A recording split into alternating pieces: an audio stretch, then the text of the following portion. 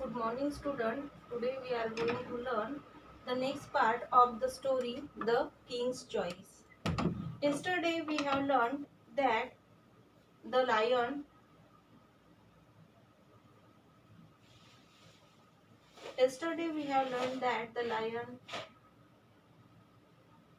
admitted three animals in his court. Uh, he, the leopard, uh, then the vulture and the fox. He He told them to be his advisor, to be his bodyguard, and to be his messenger. Then, one day, when the vulture came from a long flight, he told the king, means the lion, that he saw an animal. It was very fast, it was very fat and big, and he asked the lion, did he have the taste of camel's meat?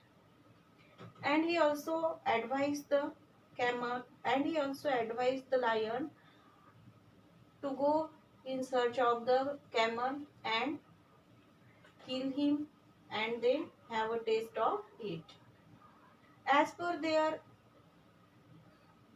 as per their decision, both of them decided to went into the deserted area. Early next morning, the lion and his court started off on the camel's hunt. And then in the next morning, early, the lion and his courtiers, means the remaining three animals, started for the hunt of camel. They reached the edge of the deserted easily. They reached the edge of the desert easily, and they reached from the forest to the desert easily. But after they left the shelter of the forest, the day became very hot. The sun shone down the fire hot rays. But when they went out of the forest, when they left the shadow of the forest, they found that the sun was getting very hot. The sun was become very hot, and the sun shone down with fire's hot rays, and the rays of the sun shone very fires. High up in the cooler air, the vulture flew. The, the vulture vulture fly in higher of the cooler air. Hurry along, he called. The camel is not far off. And then he told his friends, his king and his colleagues to hurry. The, the, the camel is not so far off. But the lion could not hurry any more. The hot sand had burned his paws. He could go no further. But the lion could not hurry any more. But the lion was not.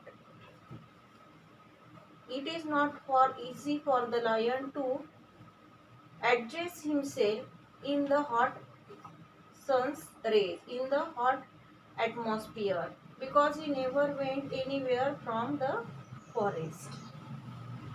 So it is not easy for him to become fast. The hot sand had burned his paws, and due to the hot sand, his paws were getting burned. He could go no further, and he was not able to go further. Stop, he shouted to the others. When his paws getting so much burned, he shouted to the other animals to stop. Let us go back to the forest. I do not care to try camel meat. And he was so much irritated that he did not want to take care of the camel's meat. So he told his followers to get back to the forest. The lion, king's advisor, were frightened, and on hearing that, the animals were frightened. The forest was far behind them, and they did not know how to get the lion back home, because the forest were far behind them. The forest was very long from them, and they did not know how to get back the lion to the home, means to the forest. The leopard wanted to run away, and seeing the lions, means the king's roaring, seeing the king's hearing the king's roaring, the leopard wanted to run away. He was very frightened. The vulture wanted to watch and wait and eat the lion later on. And the vulture wanted to watch and wait. But the clever fox thought of a plan. But Fox, who was the advisor of the king, he thought of a plan. Off into the desert he ran, saying, I will bring some help. And then he ran into the desert, saying, I will bring some help. After running for some time, the fox found the camel, and when he ran for some time, he found the camel. The camel was indeed surprised to see him, and when the camel saw the fox, he was very much surprised. Hurry up, friend camel, said the fox. Our king wants you at once. And when the fox went to the camel, he told the camel to hurry up, because he told the camel, our king wants you to me. Our king wants you to see. Your king, said the camel. Who is that? I do not know any king. I only know my master, for whom I carry goods across the desert. And the camel was very much surprised. He asked, your king, who is that? Means, who is your king? I don't know any king. I have only my master, and for whom I carry loads from the deserted area. Our king, the lion, has killed your master, said the fox. Then the fox told him that our king is a lion, and our king killed your master. Now you are free, and the lion has invited you to live at his court. Come alone. And he again told a lie to him that you are free. Your master is killed, and now you are free, and our king invited you to live with him in his court. The camel followed the fox. The camel, then hearing this, the camel followed the fox. When the fox and the camel reached the lion's camp, the vulture and the leopard were surprised. Even the lion looked pleased in spite of his burnt paws. And when the fox and the camel reached to the lion's camp, the vulture and leopard were surprised. They did not know what the fox told the camel, and how did he bring the camel here. And even the burning of the paws, the lion forgot all the burning of his paws, all the miseries which he faced, and he was looking also pleased. The camel was presented to the king. He agreed to serve the lion in return for a home at his court. The camel was presented to the king, and camel was go in front of to the king. He agreed to serve the lion in return for a home at his court, and he agreed to serve the lion to take the service of the lion in return of a home, means the lion was agreed to give him shelter, and the camel was ready to be his courtier. Get on the camel's back, your majesty, said the fox. We will return home. And then the fox told the majesty, means the king, to get on camel's back, means to sit on camel's back, and the camel will take him home. The lion at once jumped onto the camel's back. His courtiers, the fox and the leopard, jumped up behind him. And then the camel at once jumped up on the back of the camel. And the lion jumped up on the back of the camel. And his courtiers also followed him. and with the vulture flying ahead as a guide, they set off on the long journey back to the forest. And vulture was flying ahead and he was guiding them how to go in the forest. And in this way they started their long journey back to the forest. When the travelers reached the forest, they were all tired and hungry. And when the travelers reached the forest, both of them were tired and hungry. The fox, the leopard, and the vulture look at the camel, the king's advisors. The fox, the leopard, and the vulture look at the camel. Then they look at each other and smile hungry smiles. And then they look at each other and smiled in hungry smiles. Now we are going to see this part on the digital board.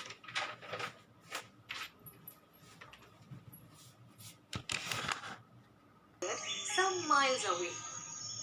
While he was flying over it, he saw a lone, meaning only one camel not far away. He added that the camel looked big and fat.